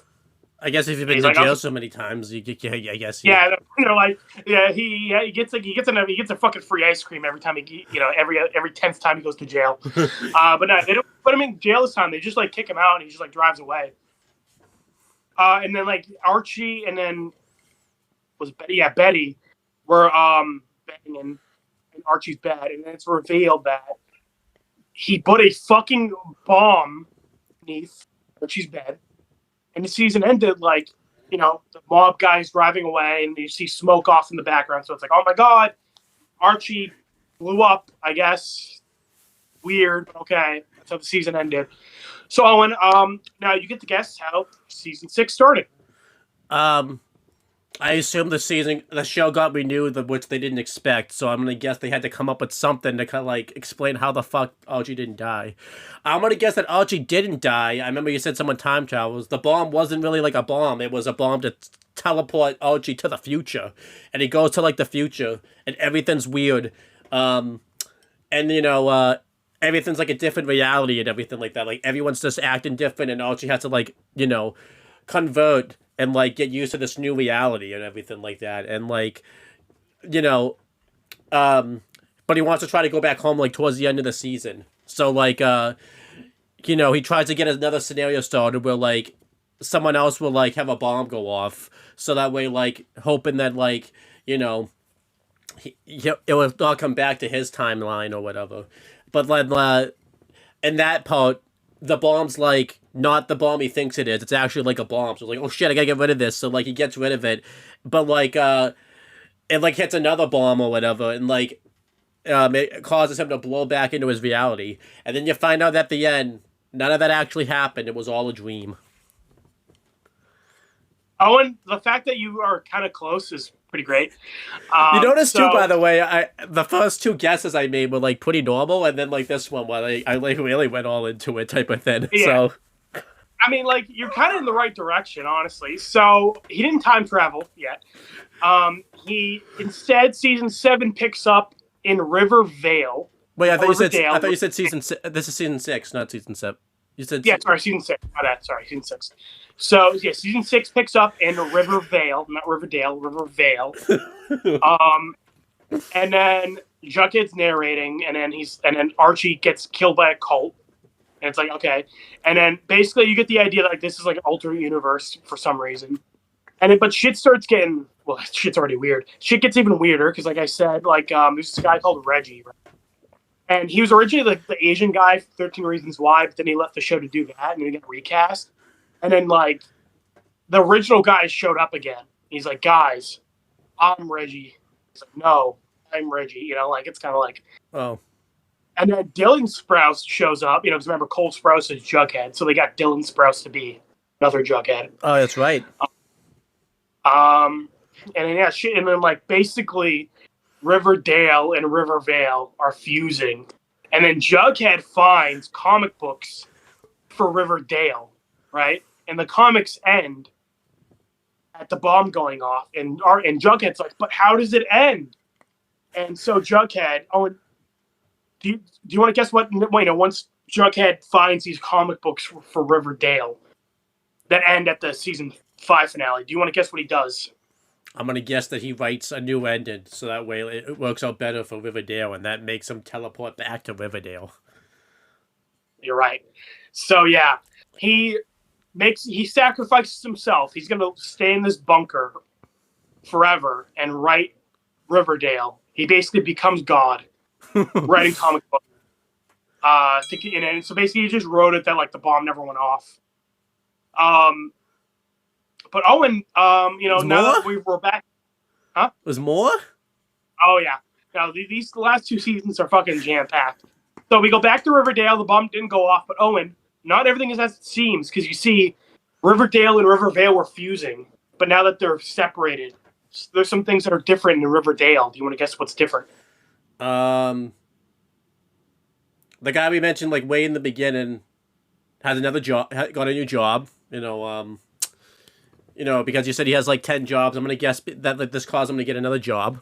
So I'm going to say that he becomes some type of job. Yeah, some type of job. Okay, you're right. I'm gonna guess that Dylan Sprouse stays in Rivervale and Cole Sprouse is in Riverdale, and they end up like feuding. I mean, like fighting and everything like that type of thing. They like hate each other. Oh, this is tough. Dogs fly. You know why not? We just did something about dogs. Let's say dogs fly. So they say things backwards. And I'm gonna guess that the moon is up when the moon is up during the day and the sun is up during the night for some reason. Just why not? And the stars are up during the day and the clouds are up during. Well, I guess clouds could be up during night too, but you could actually see the clouds. So, You're not too wrong. So, Archie does have a new occupation. See, when everyone gets back to Riverdale, they have superpowers. oh damn, I forgot about that. Yeah. So Archie's super strong. What's her name? Like Tabitha or whatever the fuck her name is, can time travel. Betty can see people's emotions. It's a good power, I guess. Jughead can read minds. Veronica breathes poison. Yeah, so they're superpowers for a while. And then, so there's this evil warlock called Percival who transferred from Rivervale to Riverdale. And he's just like a dickhead. He just wants to destroy the town. So, this guy's kind of a dick, right? So, but now everyone has superpowers. So how do you think they deal with them? They all use their superpowers like against them. It's the thing that should have happened with Shauna and Yellow Jacket season. No, what they did is they gave him to the devil. They sacrificed him to the devil? Yeah, the devil is just like a guy, and he's like, hey, what's up? And he's like, hey, can you, send this guy to hell? And he's like, sure. But Percival, he's not too happy that he's going to hell. So what does he do to, kind of give everybody one last little fuck you? He takes one of the guys with him to go to hell. No, he traps everybody in Riverdale, and kind of like you said with, changing the stars in the night thing. There's, a comet. He changed the trajectory of the comet to hit Riverdale. And everybody gives Cheryl all their superpowers so that she can destroy the comet. But when she destroys the comet, everybody goes to the 1950s. So, why? How did that another season happen after this? So, yeah, and then season 7 picks up. They're all in the 1950s. And then Owen, shit's been getting pretty crazy. They're dealing with a lot of warlocks and magic and shit. But now they're in the 1950s. They gotta get home, right, Owen? So what's season 7? What are they dealing with? What's happening? I'm gonna guess that they're gonna try to build a time machine. Since they're in the past, they don't have the superpowers anymore, so they're gonna all try to build a see if they can find a way to build a time machine, so that way they can get back home. So the whole season is spent with them trying to get parts for the time machine, but they have to break into government facilities to get these parts for the time machine. So they have to deal with that. No, so they decided to deal with a lot of social issues from the 1950s that season. So yeah, they use a very real case of a black teenager getting people being racist and killing them. They went all How to Kill a Mockingbird. They deal with homophobia in the 1950s.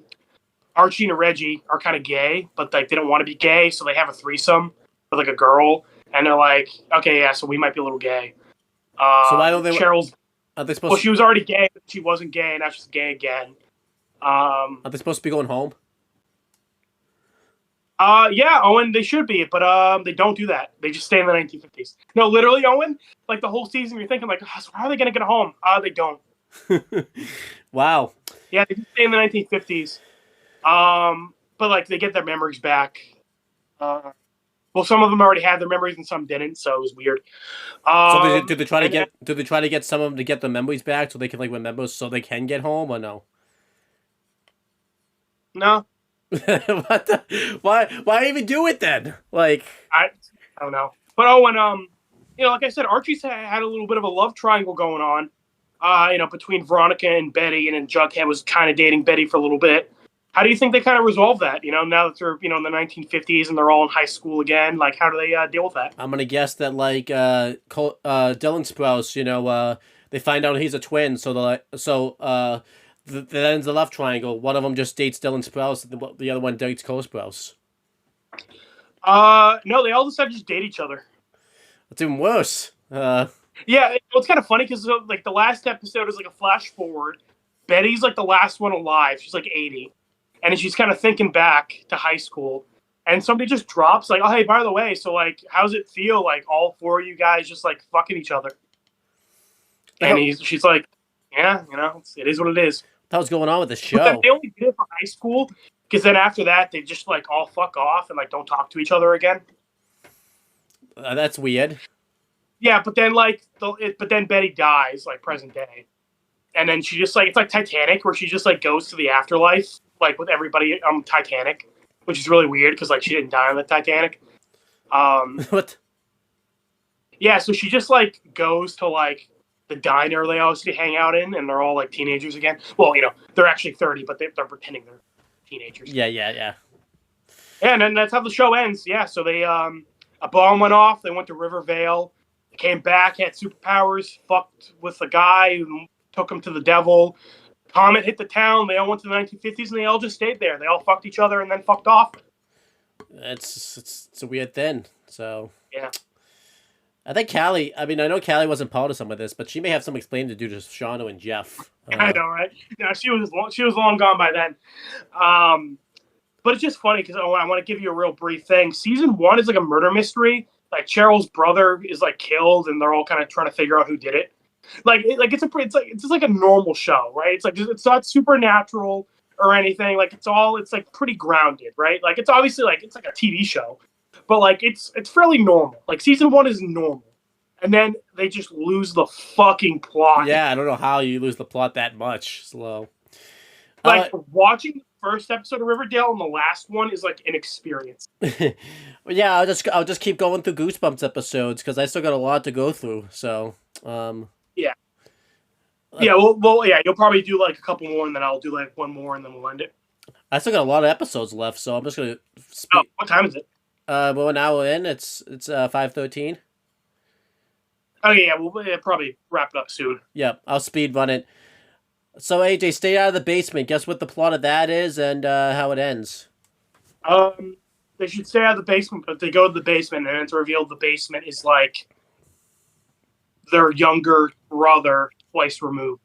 I almost got that right. So we find out that the dad's their younger sister twice removed. The dad's a scientist. He's been in the basement. He's been conducting experiments. He doesn't want the kids to go in there. And then you find out, this is pretty normal. Like the dad like cut himself on like a slide or whatever, and like it made a mutated like plant like that looked like him, and he took his place. Obviously, that part happened off camera. Like that's a reveal when it actually happens. So like at the end, they have to like they kind of do that thing with like the daughter, like the clone thing, like shoot me, no shoot him type of thing. Oh, I said shoot me, that'd be weird. Like, oh no, shoot me, I want to die anyways. So, fuck, my whole family thinks I'm a plant. What's the point of even living? Yep. But then she ends up shooting the right person. But I guess it ends because I guess he cut himself on a slide. Like his DNA went into other plants, so like his voice like is speaking through like plants now type of thing. It's really weird. That's pretty normal. Say cheese and dies pretty normal. You want to guess what that's about and the end?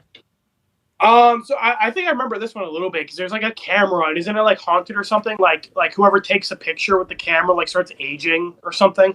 Well, yeah, bad things happen. Like the future gets bad. So like, yeah, like something with the camera is cursed. Like whoever's in the picture, like something bad starts happening.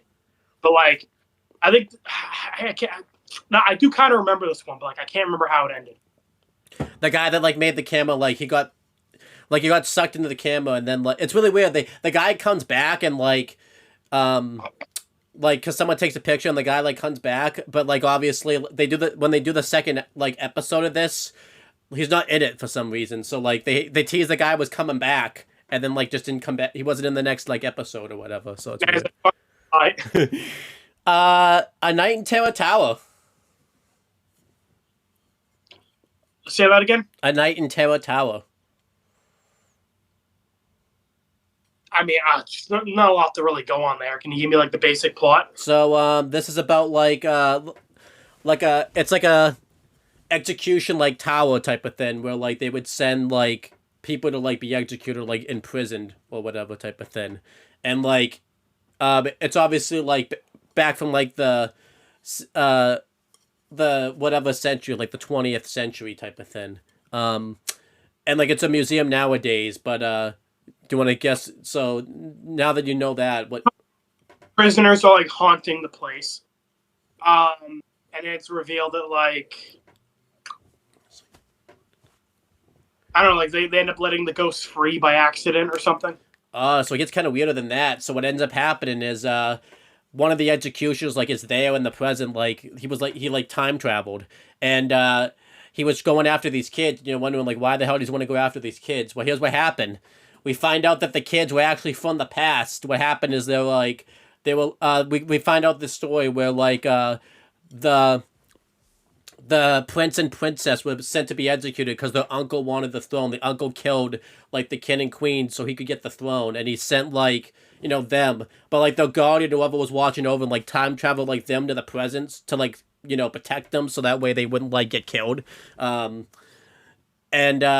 he, for some reason, I guess I don't know why he didn't go with them. They do explain that, but like I tried to go with you, but I just couldn't get. I don't know why he didn't go, but like the memories started getting wiped, and then what ends up happening is and they were like telling the story throughout. They were able to get away because one of them's like one of the like the prince is like a pickpocket, so he pickpockets like the thing to use the time to like time. Yeah, it's ancient magic. It was like two stones you like rubs together to like do the spell or whatever. So then what ends up happening is when they time travel to the present, they like asked like the tour guide who was given the tour, like, so what ended up happening, and like they're like, oh, we don't know, like when the prince and the princess just vanished, and obviously like you're supposed to like, well, yeah, because of the prince and princess. But then what ends up happening is he needed 3 stones to like time travel or whatever. The episode ends, the executioner ended up going back like with them, and it ends with like him like he's gonna hunt them down again and everything like that. So I don't know why he So wait, the memories were getting wiped, so like they didn't know that they were the prince and princess. Yeah, they didn't really know what ends up happening. I was gonna say I really hide that throughout the whole episode. Yeah, okay, so they were wiped. So like they started getting like the memories back like throughout the episode and everything like that. So this one's kind of a wild one too. All right, so into season 2 now. We have Be Careful What You Wish For, AJ. Do you want to guess what this is about? I'm gonna guess this is the one with like the reality, where it's like he's like, because he's like wishing like, oh man, I hate reality, and then like he's like meets Men in Black, and then he goes back up to the attic, and he's like, oh boy, I love reality, and it starts back up again because they're assholes. That is not this episode. What happens in this one is this girl like helps this woman. We find out she's like not a genie, but some type of witch that can make wishes. And she can grant 3 wishes, but obviously it's the monkey's paw thing where like every wish she makes like is not what she wants. So by the end she's just like, all right, take the wishes away. And then she's like, okay.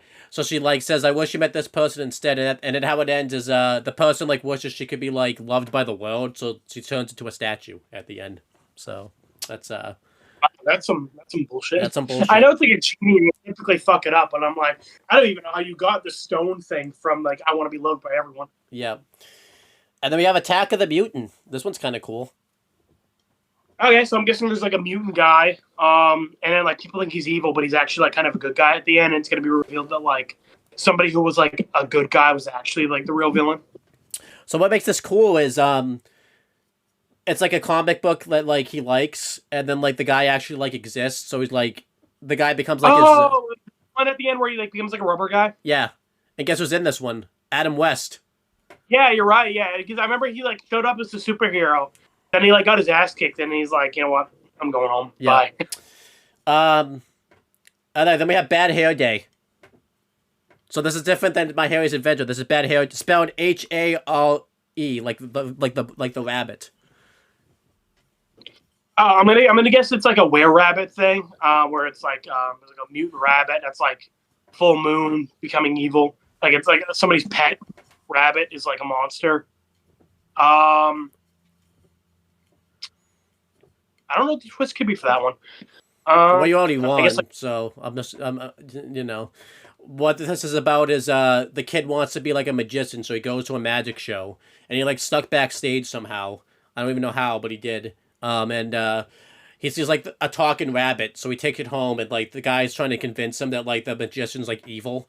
Um, but the twist at the end is, so like the magician turned him into a rabbit, but the twist at the end is the guy that was the rabbit was actually like evil. So when he turned him back, he turned like the kid and like the magician into rabbits type of thing. So the kid just is a rabbit for the rest of his life now type of thing. So I mean, you know what? I feel like that's more reasonable than the whole fucking like, oh, by the way, you're gonna go invade Earth. You know, like I like that. I can kind of piece that together from that description. yeah, like, that one's not too bad. Just that the kid is a rabbit for the rest of his life. Like he's got to be a. I mean, fuck, yeah, but you know, the headless ghost. Yeah, so I'm gonna guess. Can I get a basic plot? So this one, like, there's like a house that's like abandoned and that's used for like tour guides now. So they like tell all like these like stories, like about like weird things that have happened in this house and everything like that type of thing. So, and like the main characters like sneak in at night to like, see like what weird things have happened. Because a kid convinces them to do so type of thing. Okay, so yeah, headless ghost. Yeah, so I'm gonna guess it's like a dull hand is like haunting the house. But then it's gonna be revealed like okay, again, kind of like I'm just gonna assume there's at least like one Scooby-Doo thing at the end where it's gonna be revealed like it's not actually a monster, it's like just their imagination or it's somebody like pretending to be. So what ends up happening here is I think like they sneak in at night to see the scary things, and like I said, that kid that mentioned it was like a part of like one of these scary stories. Like he told a scary story about what happened. Like he tried to get ice cream or whatever, and he like died somehow. Like for like the dumbwaiter. So like he was like the dumbwaiter kid that died, and then like the headless ghost we saw. But like the tour guide, like the guy was like a part of this too. He was like he could like. Again, I've only seen this one like once, but he could like draw pictures and like he was gonna turn his friend into like a ghost. There's really not really like a weird twist at the end for this one. This one's pretty normal. This one, you can't scare me. Again, like give me like the basic setup, and then I'll try to guess the plot from there. There's like a mud monster like that terrorizes people in the woods, and yeah, see, I'm glad I asked because I would not have fucking guessed that from that title. Yeah, just go ahead, I guess. Yeah. So mud monster attacking. Okay. Yeah. So I'm gonna guess that like they go out to like like the kids get scared the first time, then they go out to like, attack the mud monster. And then I'm gonna guess that like the mud monster was only like one of them. There's like a bunch of them out in the woods. And like they're planning to like attack the town or something. Like that's at the end, and you just see a bunch. Kind of like at Ben 10, permanent retirement. Like you think you beat it, and then you just see one like slithering away. That's true. What ends up happening? And much like Ben 10, they just never revisit it. Yeah. What ends up happening here? This one's kind of weird, but not too weird. Is these two pranksters are trying to prank this girl like several times, and like they just can't seem to do it. And she wrote like an essay about the mud monster, like I said, and not believing that it was like real, and then they go like to see if it's real, and what ends up happening is the mud monster actually is real, but she's not like scared of it or anything like that because she's like too smart and like intelligent, and they like freezes because it was like raining, I guess, so like the mud like it caused the mud to like freeze. So at the end, the kids are upset that they weren't able to scare her, and the mud monster was like useless. So like obviously when it stops like raining and stuff like that. No, I don't think it was raining. It was the sun came out and it stopped the mud, and then the rain happened and like made more mud, and the mud monster like came back to life and like I guess killed the kids like off screen or whatever. So yeah, child murder. I killed them all, not just the men, but the women and the children too. They're like animals, and I slaughtered them like animals. Revenge of the Lawn Gnomes. Doofenshmirtz's childhood, he got sick of being treated as a gnome, so he raised a gnome army. No. Yeah, so I'm gonna guess like the parents buy like a gnome from like a store or something, and it's kind of creepy. and it's revealed that like the gnome is like coming alive at night and like doing shit. And then I don't really know what the twist could be for that. I guess like they get turned into gnomes at the end, and like the gnome becomes a person. You are correct on the plot, but the twist at the end is there's a neighbor that's like a real douche. Like at the end, like likes his garden to be kept like perfect, so he takes the gnome and like and they were doing like a lawn like contest or whatever throughout the town. And at the end, they get told they didn't win because of the ugly gnome that they have, and the ugly gnome that they had wasn't like the gnome they bought. It was like the gnome that like the neighbor got turned into a gnome type of thing. So. That's a decent twist. This one's fucked. Attack of the Jack-o'-lanterns. Okay, so I'm gonna guess. Yeah, it's Halloween. The jack-o'-lanterns are like becoming alive and like haunting people. And like the kids like try to stop it. I don't know what the twist could be for that one. I'm gonna guess like the fucking jack-o'-lanterns like explode or something, and they just like blow up a bunch of people at the end. So this one's pretty weird. So the two main characters had it set up where they wanted to finally prank like two people that had been bullying them for a while. So they set it up where like the friends are gonna pretend to be like jack-o'-lantern like people type of thing. And the thing works, but like the a little bit too committed to it, and then you find out it's actually like the real jack-o'-lantern like people, and then we're trying to force them to like trick or treat forever, or else they're gonna have to like die or whatever. So like it actually scares like the two people they were trying to scare, and then you find out it actually was the people. They just got too into character. But here's the twist at the end, AJ. Earlier in the episode, they mentioned there was 4 missing people. You find out that the people that were pretending to be jack-o'-lanterns were aliens. And they said they had a 4-course meal, so they ended up eating the 4 missing people that we heard about earlier. Cannibalism, how nice.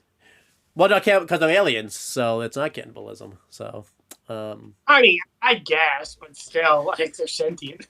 But yeah, it's so that's how it ends. They ate people. So, all right, so we're gonna do Haunted Mask 2. Okay, so like you said, I'm gonna guess like the girl at the end just like ditched the mask. Like they pick it up. It's not really connected to the first one. They just find the mask.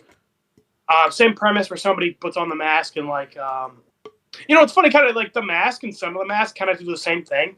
Or Son of the Mask, the guy just like finds it. Like it's not connected to the first one really. He just like finds the mask. That's funny.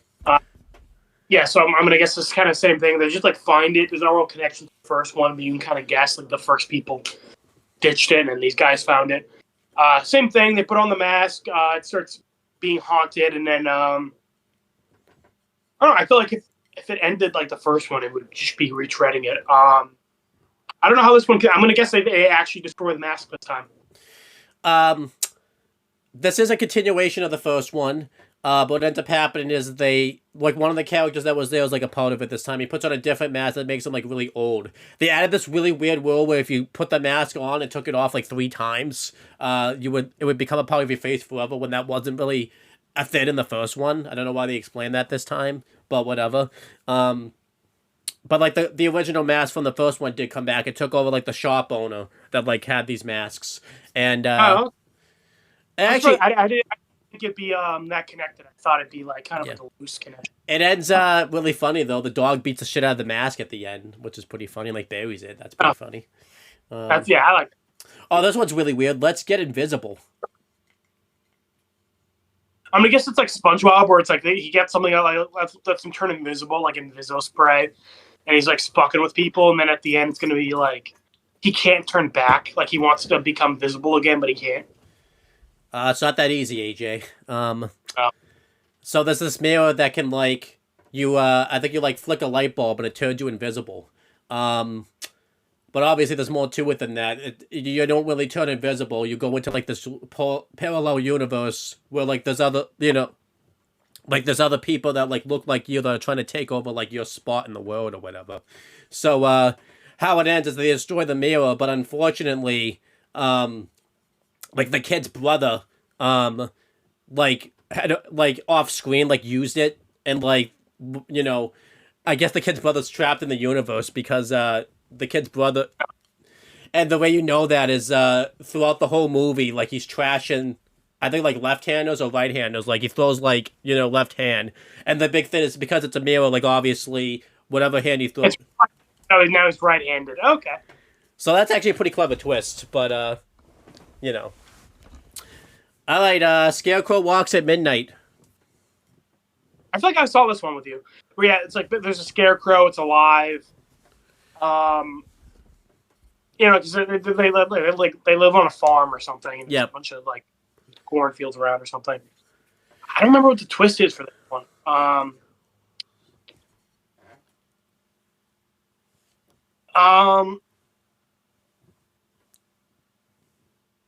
Yeah, I got no clue what the twist could be. An okay twist when you find out is one of the guys had like a spell book that made the scarecrows alive, and then like he read like another spell book at the end and made like one of the vehicles that they have like come to life and it's like driving towards them, and it's implied I guess the vehicle like ran them over like type of thing, which is wow. Monster Blood. Okay. I can't remember if this was Goosebumps or a fucking like another show my cousin showed me. Not you, a different cousin. I'm gonna assume this is Goosebumps. There was like a kid who was like afraid of the water because he remembers a shark being in the water. But then like he starts seeing a shark in like the pool that him and his dad run, and then at the end it's revealed that like him and his dad are sharks. So like the shark he saw as a kid was actually him, and the shark he was seeing in the pool was his dad. This is not what this is about. This is about like this. Okay, that probably wasn't Goosebumps. I'm probably thinking of a different show. Yeah, this is about this green goop. It's like putty or like what's the name of that stuff that like clay, not clay, but like I don't forget what it's called, but that stuff that like you use. Play-Doh, yeah, and like it grows excessively and everything like that. And you find out that like this goop, I feel like there's more to it. Like it's a witchcraft thing. And the episode ends. It actually ends on a cliffhanger, like the kid's going back home to his parents, but like he took like more he took like more Monster Blood like with him. And this is funny because you get the next episode of this like right afterwards. Some more Monster Blood. Do you want to? That's just a continuation, so I'll just tell you that one. Want to guess the ending of this? Because that's weird.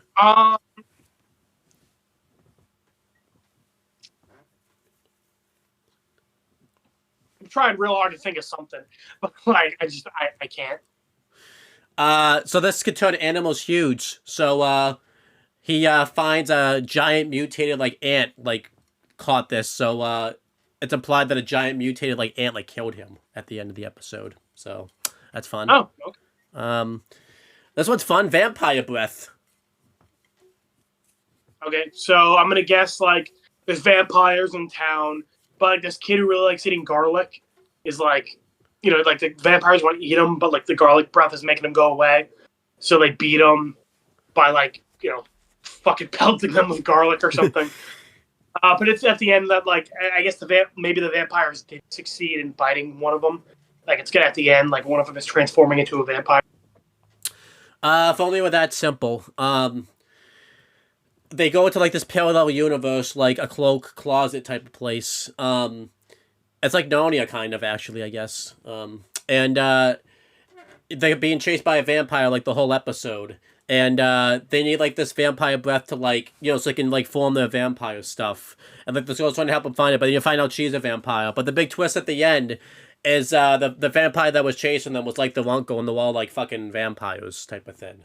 And the big it gets teased that like the big surprise, they were supposed to get a surprise at the end. The big surprise was that the Fanes were gonna come in. So like now the vampires type of thing. So yeah, see, okay, yeah, I feel I keep wanting to guess that like it's at the end you're the monster is the twist, but like I didn't want to keep guessing that over and over again. But I'm like, oh fuck, it actually was you were the monster the whole time this time. Yep. I guess they never met the uncle. I guess too. That's weird. So fuck that guy. How to kill a monster. So I'm gonna guess there's a monster in town. Wait, is this the werewolf one? No. Oh.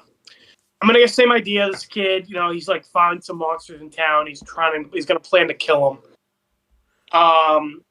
And then he succeeds. but then the monsters were not the bad guys.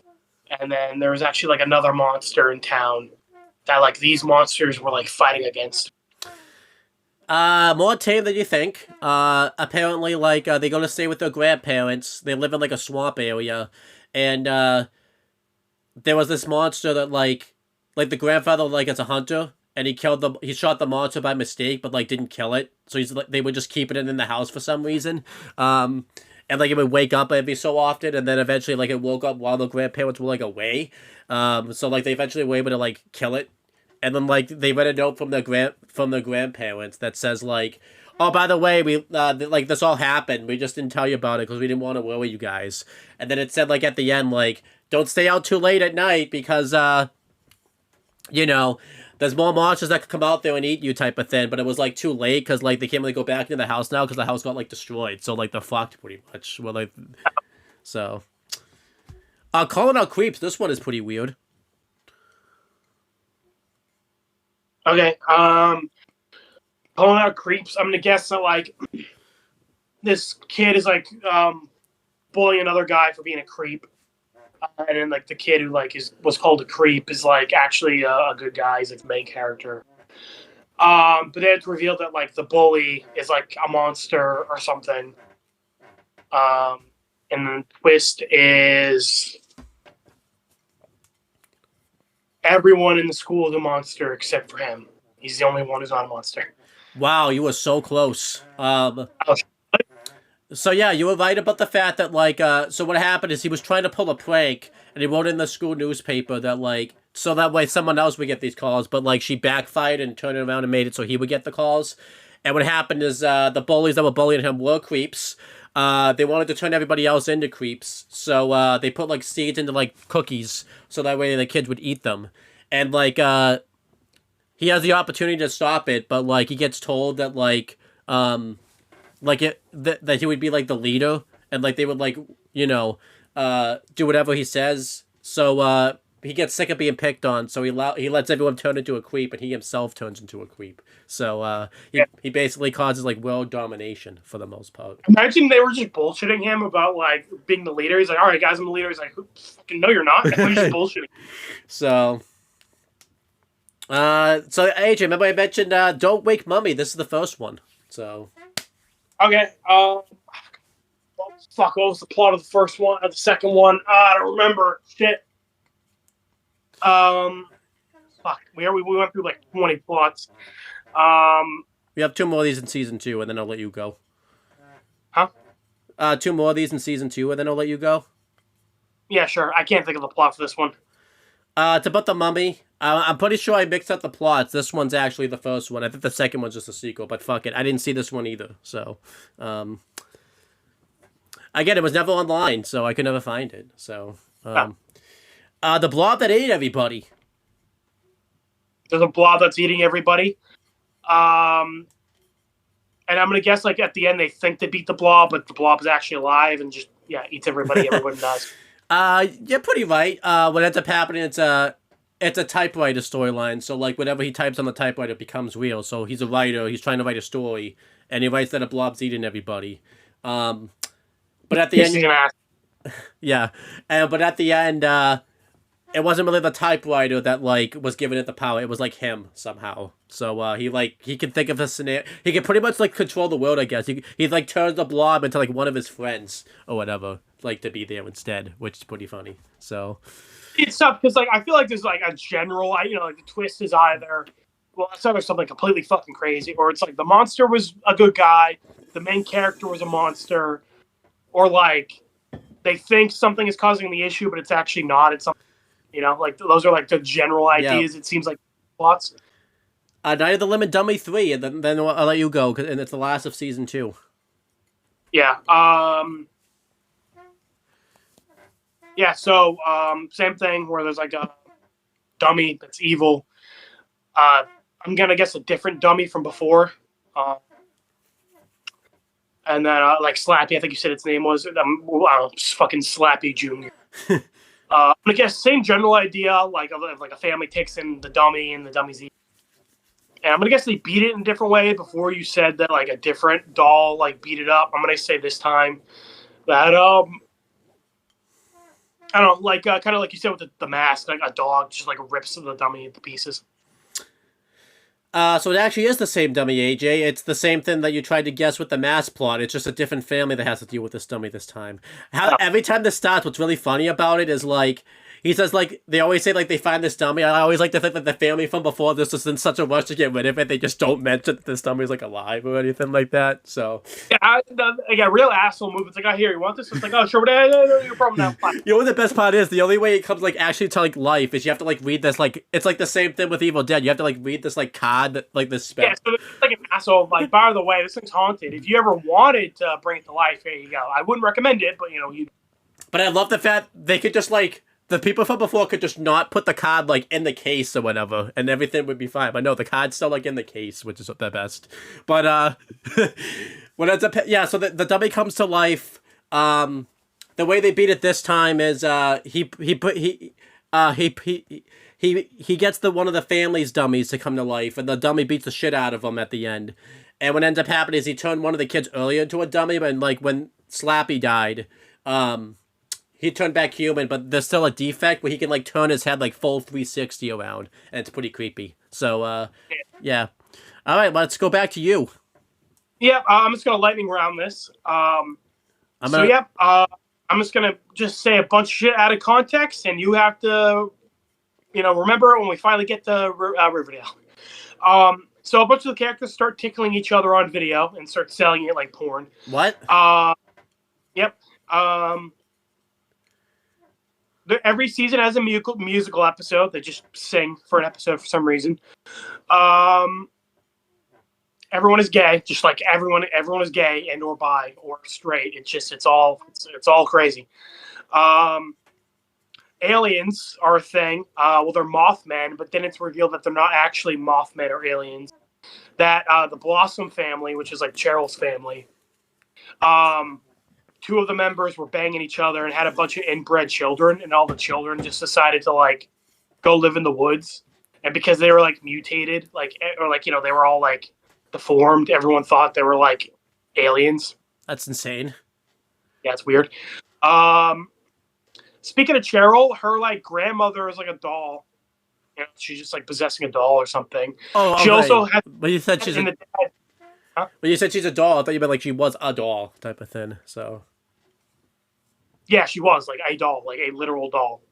But when you said possessing a doll, that doesn't make it as like weird. I thought you meant like she was. Oh, I guess. I thought you said she was. I thought you meant like she was always like a doll type of thing. So. Maybe, who knows? Like I said, there's a murder mystery for season 1. The murder they're trying to figure out is her brother Jason. And then the plot was actually pretty decent. Wow. And it also like Cheryl's dad dies, and then like the actor comes back, and it's revealed that he is the fucking twin brother. I'm like, okay. How many times? Mentioned having a twin. How many times did they do that plot? Like they do that quite a few times. They do that like I think at least 5 times. Wow, that's a lot. Yeah, like the secret sibling thing, they do that a lot. And speaking of that, okay, so like I said, Betty and Jughead were dating for a while, and then it's revealed that like Betty has a secret brother, and then she does like a DNA test, and she's like, "You're not my brother," because she like thinks he's like a guy pretending to be a brother. And then the mom reveals like, "Oh, actually, you guys are half siblings. Like, it's me. Like, I banged Jughead's dad in high school, so he's like your boyfriend, and you share a half sibling." It's like, okay. But yeah, then it's revealed that, though, this guy chick isn't actually her brother. It's a guy pretending to be her brother. And then her actual brother shows up. He's like an FBI agent. He's like helping her figure out how to solve this like cult thing, which we'll get to. But it's revealed, even though he's an FBI agent, he's actually evil, and that he's dating fake chick. This is like his name is Chick, and then like the first guy who showed up is actually like his lover. And then I forget what happens to the FBI guy. I think he just like dies. And then fake Chick is gone for a while, but then there's a villain for a while called the Gargoyle King. And then it's revealed he's fake Chick. Oh my gosh, there's a lot. Yeah. Floating babies at one point. Like just like there's a cult holding babies over a fire, and they drop the babies, and then the babies are just like flying. That was one of the, like the cliffhangers from one of the seasons. I don't remember which one. Maybe this is where that floating baby came from Phineas and Ferb. So sure, why not? Yeah, fucking Phineas and Ferb took a page from Riverdale. Yeah, there's a cult that's like selling people's organs called the Farm. And I think I told you about this one where like they're like the villains for a season. At the very end, like they all disappear except for one of them. And then the idea is like, oh my god, they all ascended, but then it's like revealed no, they all just like went to a hotel, and then the cult leader was gonna escape that police by, like building a fucking rocket. What the fuck? Yeah. That covers. Like I said, the devil shows up. Jughead becomes God.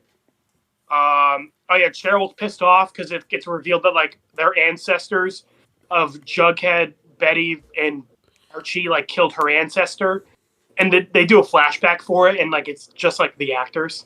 It's like that Phineas and Ferb where it's like like they're playing like their ancestors, and it's kind of weird. Yeah.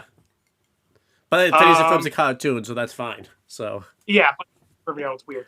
Oh yeah, Cheryl is doing like a mining business. She's also in high school, and then it's like she finds human bones because I think their family was like doing slave labor and like just burying people in like the catacombs under their mansion.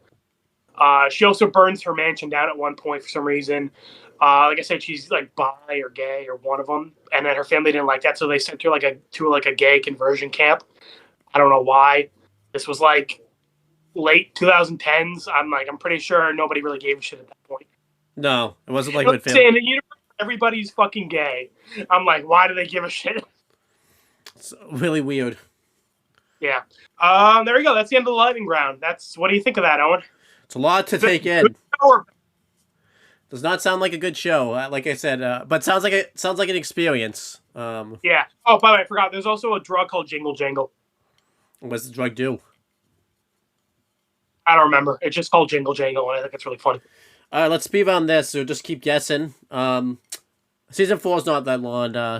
Sharko on Shark Street, just speed round. Let's guess what that's about. Sharko, hi. So this is about these two kids who are testing their father's like ride or whatever, and then you find out the kids aren't actually his kids. They're like the test subject, like robots to test his ride out type of thing, and he shuts them off and tries to make new ones, and then the old ones like turn back on because fuck it, why not? And they did they were robots? They did not. So no. Because we didn't know. So yeah, that's a big. You're right. Whatever the audience doesn't know, they don't know. Yeah. My best friend is invisible. Their best friend. No, I'm gonna say twist. Their best friend is visible. They are invisible. No, here's the twist. So the best friend is invisible. We think he's a ghost, but he's not a ghost. He's just a human that's invisible. And we find out that he was being invisible to hide because we find out the main character actually all along has been a fucking alien that took over the planet.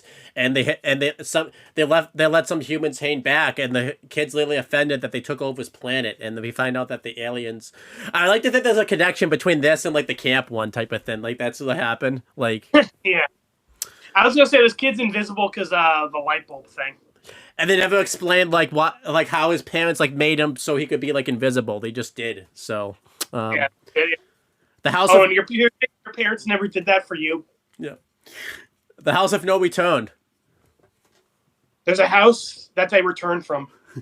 So the plot for this one is there's a house that if you like, it's a house that's abandoned. It's presumably haunted, and if you like stay in there like all night, you the ghost will like come kill you. So obviously, there's a big thing where the teenagers actually don't believe this, but like they have like a group and they have an initiation. We have to stay in that house for like an hour. Actually, it's an hour by the way you stay there, not all night, because that'd be weird. And what ends up happening, this is really cool. So like they like one of them didn't want to do it, so like they got upset. So they like forced the guy to stay in there for an hour, and like he was about to get gotten, but then we found out off camera when the kids went to go find him that like he basically like traded his life for like their lives, so like they let him go, and like I remember that one. That's funny. Yeah, where he's like, "Fuck you guys." I like to think he was like watching. I like to think, and we find out too. The kid like left, like he went out the back door. I like to think like he went back just to like see the kids like die or whatever type of thing. That was... Yeah, he's like, "Hey, hang back on killing them for a little bit. I'm gonna go grab some popcorn. I'll be back in like 10 minutes." Well, again, because they had to stay in for an hour too. So, yeah. Oh, like this one you talked about earlier. Don't go to sleep. You just guessed this. You guessed this one earlier. I know, like to a T. It's just a different episode. Is it the shark one? No, it's the reality one. So. Oh, okay, yeah. And then Click. The Adam Sandler movie. Yep. Except what happens is he overuses the Thin, so what ends up happening is when his Thin shuts down, the guy that like he bought the company from, like basically like send him to like a universe where there's nothing there type of thing, like the Squidward Thin type of thing. So this was before Click, wasn't it? Like the movie? That's funny. Yeah, this was 97. I think Click was earlier than that. Well, later than that, because I remember the not cell phones we have now, but like cell phones from like the 2000s, like the flip phones and Click. So that's kind of funny. An old story. A what story? An old story. I'm gonna guess like they start aging for some reason. They have to like figure out what to do before they become really old. And then that twist at the end is like they become babies. You got this right, but it's crazy to think how they get old. So the aunt like visits and puts like I think some type of prune juice or whatever like in the cookies to make them old, and she was doing this to like pimp out her nephews to like marry like her friends. That's like horrifying. So like Jesus. Yeah. So then when they become like young again at the end of the episode, like the parents are gonna come back and like they had to eat baby food to get young again, and I guess the kid like accidentally ate baby food like when he was younger, so he became like a baby. So he was trying to get the baby to become old like at the end of the episode. But yeah, the fact that I didn't really realize that that's what he was doing, but yeah, the fact that there's that would be like trying to pimp us out to like her friends or whatever type of thing. I know that's fucking disturbing. Listen, like the monster's eating people. All right, sure, why not? But like the aunt's like, oh yeah, fucking rapist, pedophile. It's like, my god. The barking ghost. The what ghost? The Balkan ghost. There's a ghost. Yeah, I got nothing on this one. I don't know. There's these dogs that terrorize the kid, but we find out they're not dogs. They're like people, and they have to go into this tree to like transfer, and they basically, I think it's basically like a body switching type of thing. And then at the end, the brother ends up the older brother ends up switching bodies with the chipmunk. So that's a thing. So One Day at Horrorland. I'm gonna guess there's like a theme park, and then like they end up getting like left behind or something. Like they end up staying there overnight. And then like the theme park's haunted, and at the end like the kid becomes like an attraction or something. Like he's like one of like the like animatronic dolls or something. That would have been nice, but the theme park is haunted. What ends up happening is they go into like a game show, and like in part 2, and then like later on, earlier in the episode, in part 1, there was a device, so they think they escaped, but what they did was they made it so they can like control their car and nearly drive them off a cliff. It's only a twist, but we find out that it was just like 2 monster characters, like the same people in Horrorland were like just watching this on television, I guess. So that's fun. The haunted house game. They're playing a game about a haunted house, but I guess they get like sucked into the game. They have to survive in the and then they get out, I guess. But then it's going to be revealed that like the game was real life, and then the real life is the game. You're pretty close. This is actually the sequel to that the House of No Return one. Yeah, they're playing a game. They get sucked into the game. They have to like beat the game. There's a really cool rule. Like if you roll a 7, you go to heaven. So you basically die. They don't say you die. You just say you go to heaven. But obviously you die, type of thing. I would love that SpongeBob thing happened. Remember he's like playing like Chutes and Ladders or whatever, with, like Patrick, and like or like Eels and Escalators. Imagine like you rolled like I don't know, like a 4 and like a Yeah, it's just like the dice flips. It's like, oh, you fuck. But you find out at the end the twist is like there's a little girl who like lost her cat and like has the people go in there and look for it, and you find out like you totally kind of see this twist coming a mile away, like she's a part of like this like house or whatever type of thing. Yeah. So this is a cool twist actually of the perfect school. Okay, so I'm gonna guess it's like the kid is a transfer student. He goes to this school and everything's like perfect. It's exactly how he likes it. And it's like a Matrix thing, like it's a simulation. It's not real. Or like they're monsters or something, and they're like trying to like kind of butter him up before eating him or something. That's not what this is about. You're sent to the school to like basically have perfect manners. You're made to be the perfect kid type of thing. But the reason that you go to this school and all of a sudden the perfect kid was we find out they clone you to be the perfect kid type of thing. But the twist is actually cool at the end. The main character, he comes face to face with his clone, and then it goes to a commercial break. He comes back. He's like the perfect kid. You think the kid like didn't get away, but when you find out, he basically like swapped places with his clone. Like he threw the clone into like the jail cell, like where the real people are type of thing, and like he escaped, and obviously at the end they give you like I guess all the access codes like on the computer to like so that way you can get into like the school. So he basically like freed all the kids that were there like originally and everything like that. So damn, what a fucking big brain move there. Honestly, this guy might be, when we do that episode, that guy might be compared to Ben. Ben totally would have done that type of thing. Yeah, no, right. The most fucking logical man in the universe. Yes. And like the way you find out that like it's the real kid, it's not even that. Like he pranks his brother, so we find out that like he's just been pranking his brother like behind his parents' back again, and like the brother doesn't even like know it now. He just thinks it's all an accident now, but it's actually like him like fucking with his brother type of thing. So. This is Ben's origin story. Like before he became a coach, this is his fucking. This is what he was doing. Yeah. Werewolf Skin. I think you'll be able to guess this one. Yeah. I remember this one. He's like going to go visit his like aunt and uncle, or something. The neighbors are like werewolves or something, or he thinks they are, and it's revealed that like his aunt and uncle are like the werewolves, and they have like werewolf skin they like change into. And then at the end, it's revealed that like his friend that he made was actually a werewolf because he like took a picture. He was like taking pictures, and then he saw like her in the background from shot. Yeah. And at the end, she like comes in and she's like, "What? I'm not gonna bite you," because he's all like scared. Yeah. I guess the implication is gonna be that like she like eats him. Yeah. I don't know. Oh, this one's weird. Awesome. Well, actually, maybe she was like a werewolf, but not like an asshole werewolf, just like a regular werewolf. Yeah. Then we have awesome ants. I'm gonna guess this is like ants, like the bug. So I'm gonna guess like this kid has ants, who are ants.